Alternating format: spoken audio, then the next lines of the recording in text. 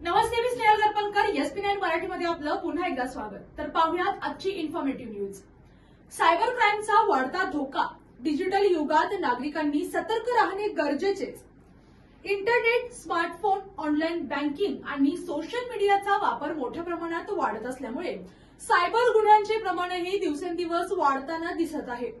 तंत्रज्ञानाचा गैरवापर करून नागरिकांची आर्थिक फसवणूक करणे, वैयक्तिक माहिती चोरणे किंवा सोशल मीडिया अकाउंट हॅक करणे अशा प्रकारचे गुन्हे सध्या मोठ्या प्रमाणात घडत आहेत.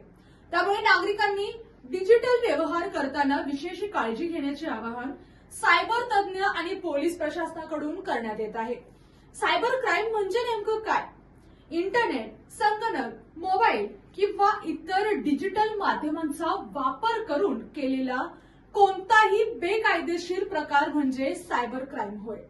या प्रकारात व्यक्तीची आर्थिक फसवणूक, ओळख चोरी, डेटा चोरी, सोशल मीडिया अकाउंट हॅकिंग तसेच बनावट वेबसाईटद्वारे फसवणूक अशा अनेक प्रकारांचा समावेश होतो.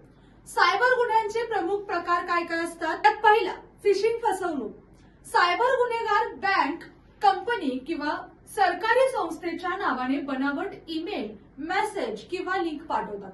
नागरिक त्या लिंकवर क्लिक केल्यावर त्यांची बँक माहिती, पासवर्ड किंवा ओटीपी चोरी होतो. दुसरी, ओटीपी आणि बँक फ्रॉड.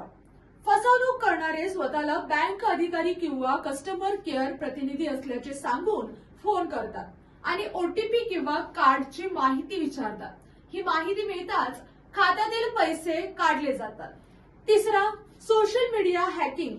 फेसबुक असो, इंस्टाग्राम असो, व्हॉट्सअप असो यांसारखी अकाउंट्स हॅक करून मित्र किंवा नातेवाईकांकडून पैशाची मागणी केली जाते. चौथा, ऑनलाईन शॉपिंग फ्रॉड. कमी किमतीत वस्तू देण्याचे आमिष दाखवून बनावट वेबसाईट किंवा पेज तयार करून पैसे घेतले जातात, पण वस्तू पाठवली जात नाही. पाचवा, गुंतवणूक व नोकरीच्या नावाखाली फसवणूक.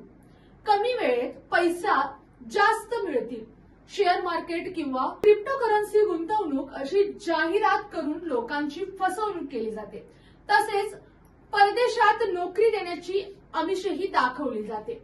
सायबर गुन्हे वाढण्याची कारणे तज्ज्ञांच्या मते डिजिटल साक्षरतेचा अभाव, अनोळखी लिंकवर क्लिक करणे, संशयास्पद ऍप डाउनलोड करून तसेच वैयक्तिक माहिती सहजपणे शेअर करणे यामुळे अनेक लोक सायबर फसवणुकीचे बळी ठरतात. नागरिकांनी कोणती काळजी घेतली पाहिजे? सगळ्यात पहिला, सायबर गुन्ह्यांपासून वाचण्यासाठी खालीलप्रमाणे काळजी घेणं गरजेचं आहे. कोणालाही ओटीपी, एटीएम पिन किंवा बँक डिटेल्स देऊ नये. अनोळखी लिंक, ईमेल किंवा मेसेजवर क्लिक करू नये. त्याचबरोबर मोबाईलमध्ये फक्त अधिकृत ऍप्स, स्टोअरमधील ऍप्स डाउनलोड करावे. त्याचबरोबर सोशल मीडियावर वैयक्तिक माहिती प्रमाणात शेअर करावी. बँक व्यवहार करताना सुरक्षित इंटरनेट कनेक्शन वापरावे. त्याचबरोबर सायबर फसवणूक झाल्यास काय केले पाहिजे? जर एखाद्याच्या व्यक्तीची सायबर फसवणूक झाली असेल तर त्वरित राष्ट्रीय सायबर हेल्पलाईन 1930 वर म्हणजेच 1930 या क्रमांकावर संपर्क साधावा.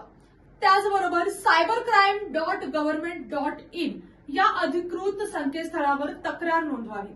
तसेच जवळच्या पोलीस ठाण्यातही माहिती देणे आवश्यक आहे. सायबर गुन्हे रोखण्यासाठी नागरिकांची जागरूकता अत्यंत महत्वाची आहे.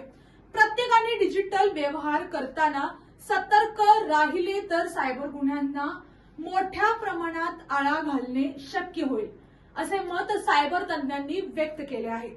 याने अशाच इन्फॉर्मेटिव्ह न्यूजसाठी पाहत रहा SP9 Marathi. Your time, your news. धन्यवाद.